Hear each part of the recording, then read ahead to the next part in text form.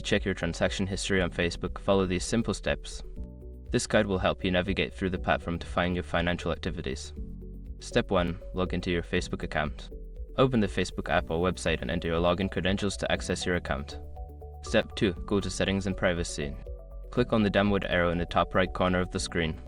From the drop-down menu, select Settings and Privacy to expand the options. Step 3. Access Settings. After expanding the menu, click on Settings. This will take you to the main settings page where you can manage your account preferences. Step 4. Find your payments. On the left sidebar, look for the Payments option and click on it.